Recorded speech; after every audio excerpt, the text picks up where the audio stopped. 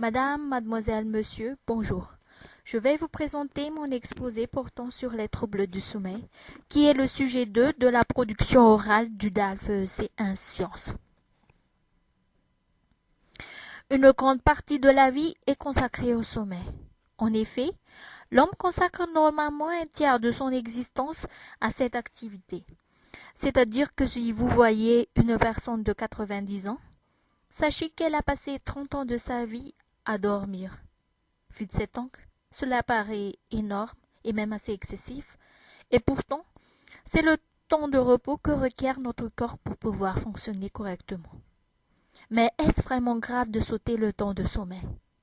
En effet, dans une économie de libre-échange, le temps c'est de l'argent, et le temps consacré au sommeil, c'est assimilé au temps d'improductivité et donc un temps perdu. Pour nous aider à y voir plus clair, il nous a été fourni de documents. 2 articles du réseau Morphée qu'il a publié sur son site web, des articles se rapportant sur les troubles du sommeil. Le premier article rapporte le sommeil des travailleurs atypiques et le second, celui des adolescents. D'une manière générale, jouer avec le sommeil équivaut à jouer avec la santé. Mais afin de voir la gravité des problèmes liés au sommeil, nous allons aborder dans une première partie les fonctions du sommeil, ensuite, dans une deuxième partie, les manifestations des troubles du sommeil, et enfin, dans une troisième et dernière partie, les dangers des troubles du sommeil. Entrons d'emblée dans la première partie et parlons des fonctions du sommeil. Avoir sommeil, c'est d'avoir envie de dormir. Donc, le sommeil est l'état dans lequel l'on se trouve lorsqu'on dort. Le sommeil est le meilleur moyen naturel pour l'homme et l'animal de se reposer. En effet, le corps humain est comme les machines industrielles. Pour qu'il soit au mieux de sa forme et qu'il puisse être en activité le plus longtemps possible, il a impérativement besoin d'un break d'au moins 7 heures par tranche de 24 heures. Durant ce temps, les muscles se relâchent, le corps se détend et s'auto-répare, et le cerveau prend un peu d'oxygène. Il s'essouffle et se repose. À la différence de la mort, qui est l'état dans lequel l'on se trouve lorsqu'il n'y a plus de vie dans le corps. Avec le sommeil, on est peut-être dans un état d'inconscience, mais après, on se réveille. En effet, le sommeil contribue à réguler notre horloge biologique et aide nos organes à fonctionner normalement. Le temps alloué au sommeil n'est pas le même durant la vie de l'homme.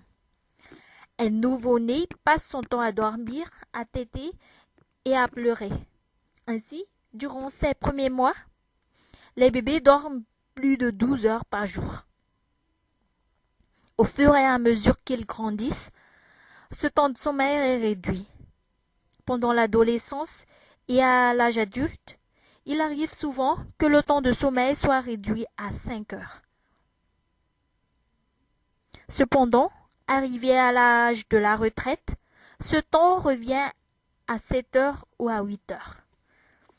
Ainsi, suivant l'âge de la personne, ne pas avoir envie de dormir ou avoir tout le temps envie de dormir alors qu'il n'est pas encore nuit, il ne fait pas encore nuit,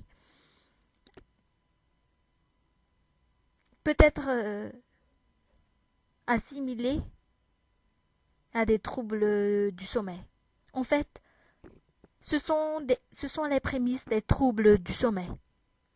Mais ce ne sont pas les seules manifestations des troubles du sommeil. Nous voici donc dans la deuxième partie de notre exposé. Les manifestations des troubles du sommeil sont nombreuses. L'on peut notamment distinguer les troubles d'anxiété et le stress permanent. Les personnes atteintes de troubles de sommeil graves sont insupportables. Elles ont un niveau d'agressivité assez élevé que l'atmosphère familiale ou communautaire peut à tout instant devenir invivable. C'est comme s'il y avait de l'électricité dans l'air. les troubles digestifs, la prise de poids, l'obésité, les troubles cardiovasculaires, l'hypertension, le mauvais sommeil ou encore l'insomnie sont d'autres manifestations des troubles du sommeil. En d'autres lieux, la paresse est également associée aux troubles du sommeil. D'habitude, on reconnaît une personne qui a subi un trouble du sommeil à travers son état physique. Avec un air fatigué, très fatigué même, il y a des poches sur ses yeux. La personne arrive difficilement à se concentrer.